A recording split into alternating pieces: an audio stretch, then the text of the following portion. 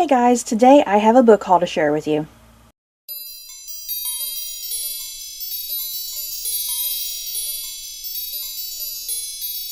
So let's get going immediately, guys, with this book haul. I have 20 books to share with you. Up first is The Dark Descent of Elizabeth Frankenstein by Kiersten White, and this is a young adult retelling of Mary Shelley's Frankenstein, but as you can see from the title, focusing on Elizabeth Frankenstein.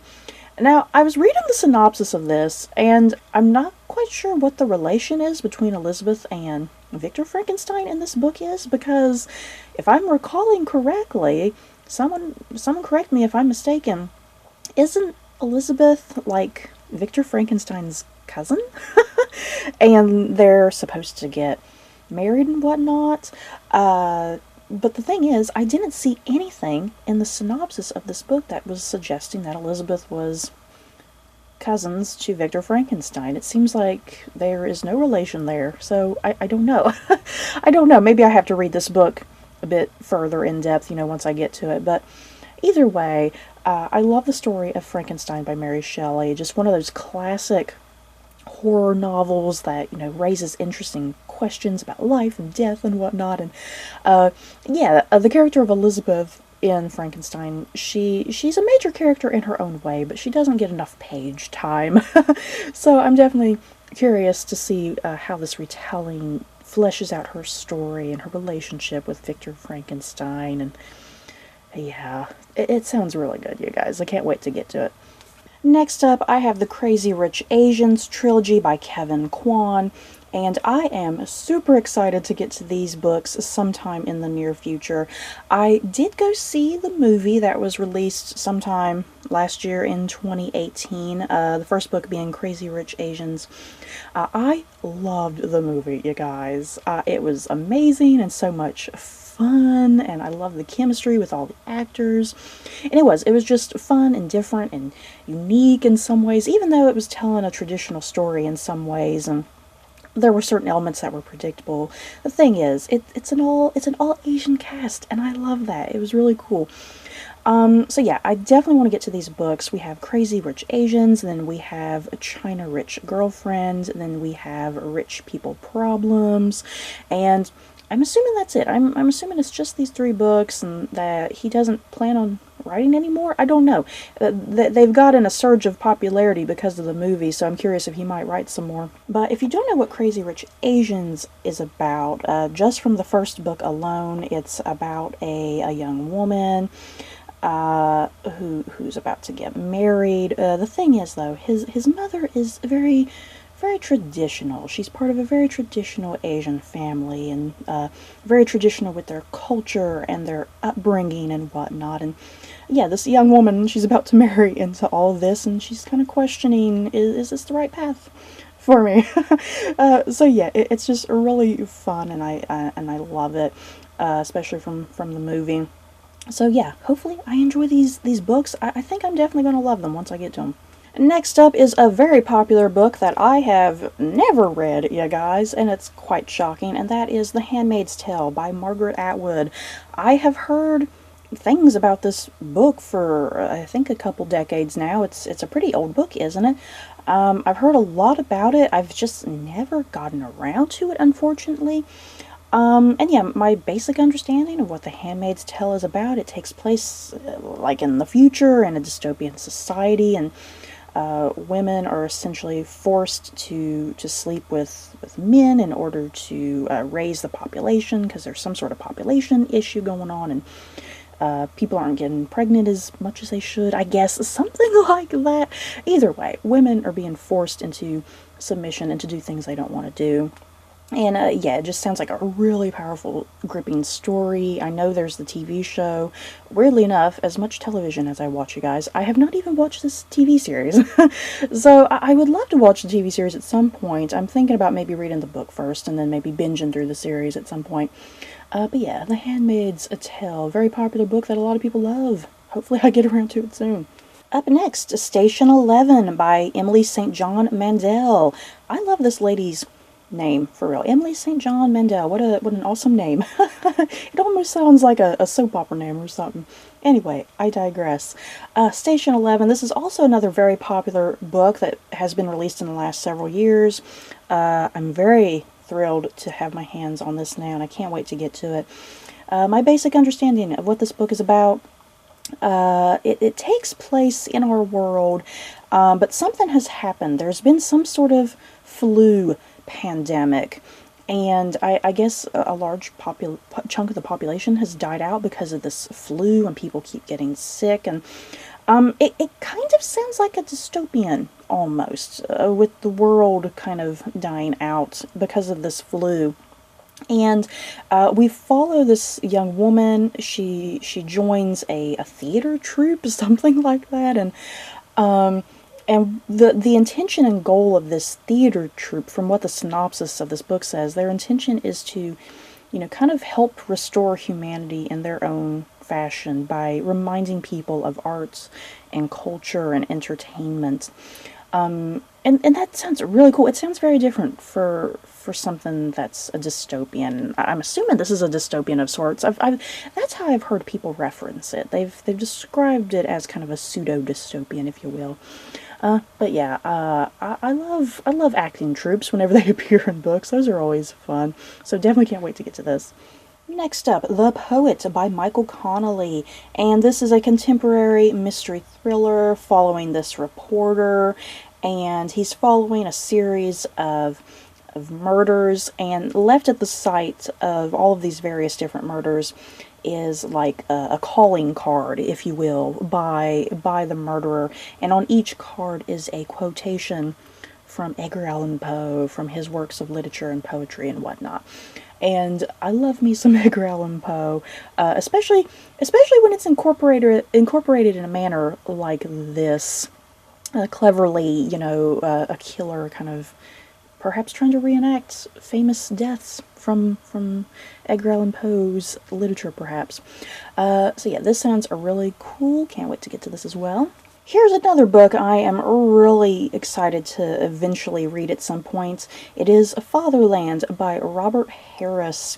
I actually found this book, I was kind of dusting some stuff, and I found some old books that my mom had, and I was like, ooh, I've been wanting to read this book. I didn't know my mom had this book. So yeah, I was like, I'm going to put it in a book haul. Fatherland. If you don't know what Fatherland is about, perhaps you're familiar with something like Philip K. Dick's The Man in the High Castle. This is something very, very similar. This takes place in the 1960s in Berlin. It's been 20 years after the Nazis won World War II. Sound familiar to Man in the High Castle, you guys? So yeah, a very similar premise. What's different about this book, even though it takes place in the 60s like the Man in the High Castle and the Nazis have won, what is a little bit different about this book is that it is more of a thriller, I suppose. The synopsis mentions something about a guy who was in the Nazi party. He winds up dead, and a detective has to find out who the killer is and whatnot. And it does. The synopsis is very, very intriguing, guys. I highly recommend checking out the Goodreads synopsis, but it sounds very thrilling and exciting and terrifying, and I definitely can't wait to get to this. And this is another book I found while I was dusting through some of my mom's stuff, and this is Pet Sematary by Stephen King. I totally forgot my mom had this book, because I would have read it sooner had I remembered. And if you can't tell, look at this thing. It is freaking old. It is so freaking old. Look over here. It's fallen apart over here. Everything. It's terrible. It's a terrible cover. But yeah. What is Pet Sematary about? You know what? I'm not even quite sure what the hell Pet Sematary is about. Something about animals coming back from the dead. And then, yeah, I've seen the trailer for the new movie that's coming out, and it looks like that this man and woman, their child dies, and they want to bring the child back from the dead or something like that, and it looks like they succeed, which sounds really scary and terrifying. So it sounds like it's a book about, once something is dead, it should stay dead, because you don't know what the consequences will be, because the person may not come back the same. That's what I'm getting. That's the vibes I'm getting from the trailer. Am I correct? So yeah, I'm assuming that's what this book is about. Is there a lot of gross stuff in here with animals? I think I've heard a lot of stuff that if you can't handle animal violence, this might upset you a little bit, so I'm a little worried. Next up, The Queen of Air and Darkness by Cassandra Clare, part of the Dark Artifices series, this being book 3 in the universe of the Shadowhunters.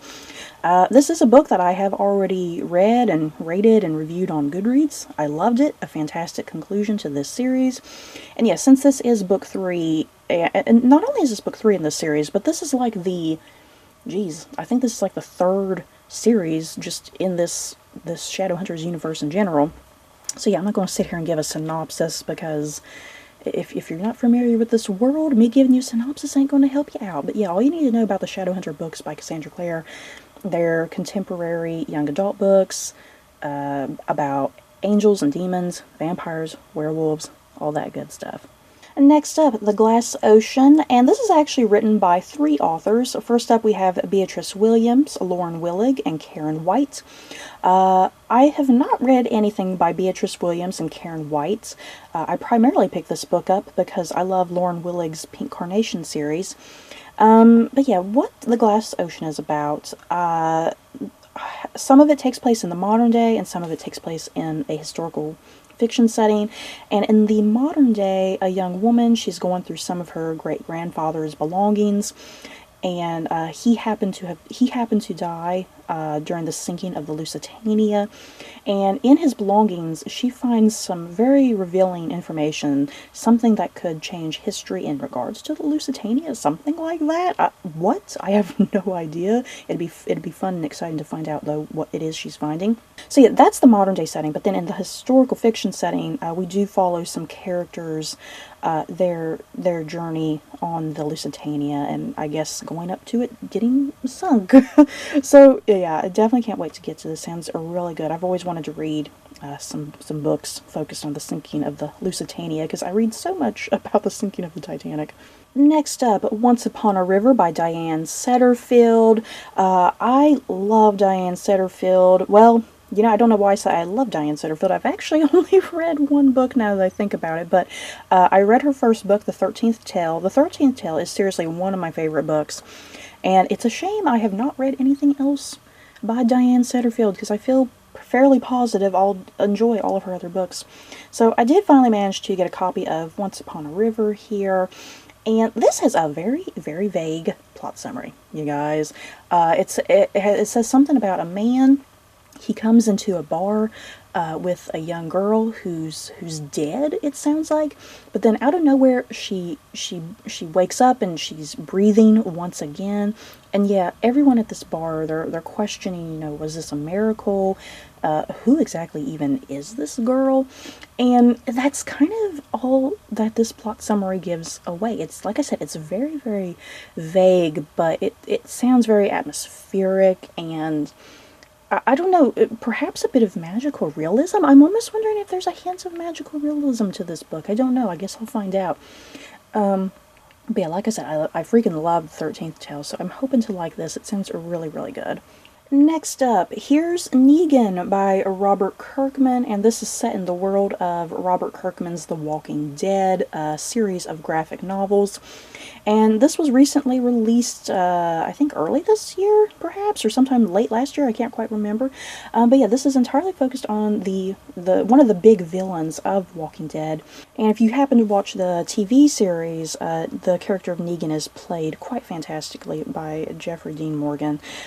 He is definitely one of the top villains in the comics for sure. I love him in the TV series as well. So yeah, my understanding, just kind of flipping through this book, it's telling Negan's story, what he's kind of up to during this whole zombie apocalypse, and I'm curious if there's going to be some flashbacks about his past, because I really need some. I want to know who this man is, what his deep dark secrets are. But yeah, definitely can't wait to get to this. I love The Walking Dead. Next up, The Gown by Jennifer Robeson, and this is a novel of the royal wedding. The royal wedding being that of Queen Elizabeth II and Prince Philip. I really like this cover too. It's just really pretty and showcasing Queen Elizabeth's lovely wedding dress. Yeah, this has a pretty lengthy plot summary. If you want to know more about it, I definitely recommend checking out Goodreads. But yeah, just my vague knowledge of what this book is about. It's set during the wedding of Queen Elizabeth and Prince Philip, and it follows I guess the ladies who designed and made her wedding gown. So yeah, there's that historical fiction aspect of the book, and then there's also a present day aspect of, I think, following one of the granddaughters of one of the ladies who made the gown, and yeah, her unraveling some secrets and whatnot. And yeah, like I said, go check out the plot summary on Goodreads, because it's very, very lengthy. There's a lot more going on with this book other than the wedding, but I definitely can't wait to get this. I ran out, when this was released, I ran out and bought it because I was really excited to get it. Hey, it's another book by those three ladies that I mentioned a while ago, a couple books back. This is The Forgotten Room by Karen White, Beatrice Williams, and once again, Lauren Willig, who I mentioned I love. I think these three authors, they all love to write with each other. I think this is I think this is actually their first book together, and that other book that I was showing you was actually their second book that was recently released. But yeah, this book takes place in 1945. We're following a man who has been wounded. It sounds like this is kind of post-World War II of some sort, but this man has been wounded, he's been taken to the hospital, and he's being treated by this young woman, and it sounds like it's going to be about their love story, but there's also some sort of greater mystery going on, because this woman, as she's helping this guy, she starts to uncover some mysteries about her past, and it all leads through like 3 different generations of women and how it all ties into her and whatnot. Once again, check out Goodreads. You guys, me just giving you my very bland, vague synopsis ain't giving you much, but this sounds really, really good. Can't wait to get to it. Next up, The Last Days of Night by Graham Moore. I previously read The Sherlockian by Graham Moore. I loved it. I wasn't really aware that he had some other books. Plus, in the inside flap of this book, it says that Graham Moore wrote the screenplay for The Imitation Game. The Imitation Game that was starring Keira Knightley and Benedict Cumberbatch. I love that movie. But yeah, here's this book by Graham Moore, which sounds really good. Having to do with the invention of electricity during the late 1800s, kind of going into the 1900s and whatnot.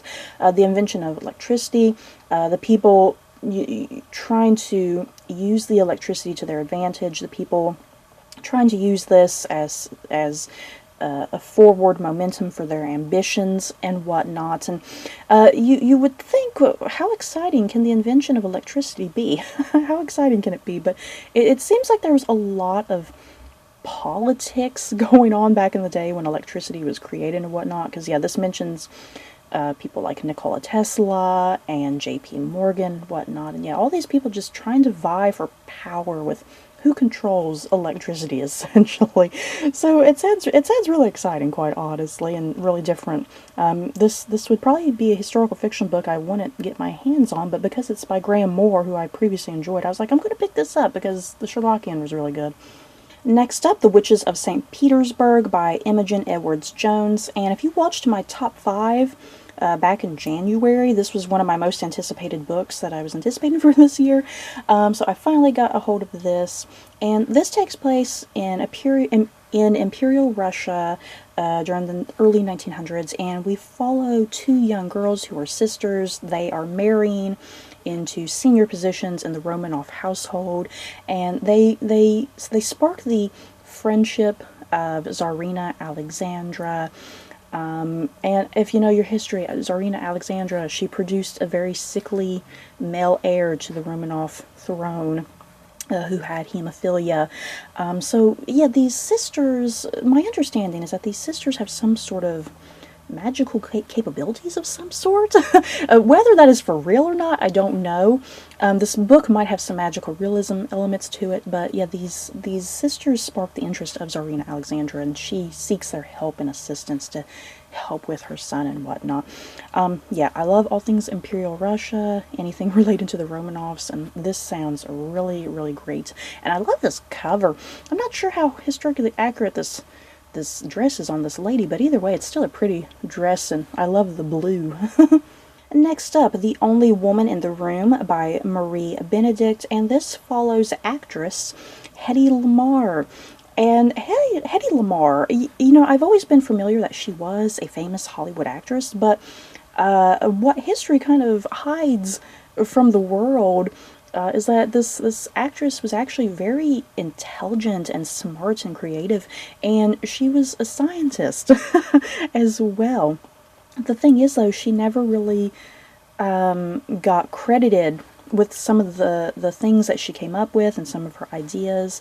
So yeah, this book, it takes place in during World War II, and yeah, her involvement with the government and her acting career, and her kind of coming up with some things that might help out with the war effort to fight against Nazi Germany. And yeah, seriously, just such an intriguing woman that I had no idea about her, other than, you know, she was a famous Hollywood actress. There's so much more to her than that. Next up, Fates and Traitors by Jennifer Chiaverini? Chiaverini? I think I'm pronouncing that terribly wrong. Anyway, this is a book. It's historical fiction taking place during the American Civil War, and it's a novel about John Wilkes Booth, who, as we know, is going to be the guy who assassinates President Abraham Lincoln. I'm very curious about this book, you guys, since it is about a guy who assassinated an American president. I'm just very curious Jennifer Chiaverini's take on this very notorious historical figure. What is her goals and intentions? I mean, is she trying to humanize this guy? What? I don't know. Or is she going to just, you know, continue to vilify him? I don't know. I'm very, very curious. It sounds like there's also possibly some sort of romance in here. I don't know how I feel about that either. Either way, I mean, this sounds really different for historical fiction, you know, kind of focusing on a big villain like this in history. But yeah, I definitely can't wait to get to it.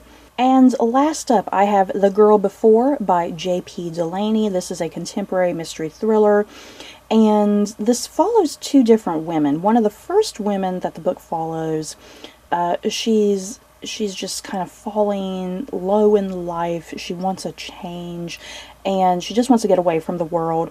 And none of the apartments that she's looking into meet her requirements or qualifications and what she's looking for to get away from the world. So she stumbles across this set of apartments that meet her every need, and it sounds very Spartan and bland, if you will. It says something about that the apartment has no books, no pillows, no this or that. It sounds all very, very strange. But from what I'm getting from the synopsis is that this woman, she's looking for a more simplistic life, you know, getting away from consumerism, possibly, perhaps, and getting away from things that define you. So yeah, this apartment is meeting those qualifications, I suppose. So yeah, that's kind of the first woman. And then the second woman, she sounds very similar to the first woman. She's wanting the same things, and so she stumbles across these apartments as well. But she kind of finds her way into finding out about The Girl Before, I guess, as the title is suggesting. It sounds like the second girl moves into the same apartment that the first girl moves into. So I feel like this is some sort of murder mystery. I feel like there's something sketchy going on with these apartments. Some people are dying. So the second woman seems like she's going to investigate the disappearance of this first woman. And yet probably realize that these apartments are not all they're cracked up to be. The apartment definitely doesn't sound like anything I would want to live in. Sounds kind of horrible, to be quite honest. But yeah, the synopsis, there's a lot going on with the synopsis. I definitely recommend checking out the Goodreads synopsis online. But it sounds really interesting and engaging and thrilling. And that's it, you guys, for this book haul. In the comments below, any of these books that you want me to pick up sooner rather than later, any of these books that you guys have already read and enjoyed, or maybe there's some in here that you've read and you were like, oh, that was a terrible book. Just let me know. So don't forget to like, comment, and subscribe. And if you like this video, you may like these other videos. Bye, guys.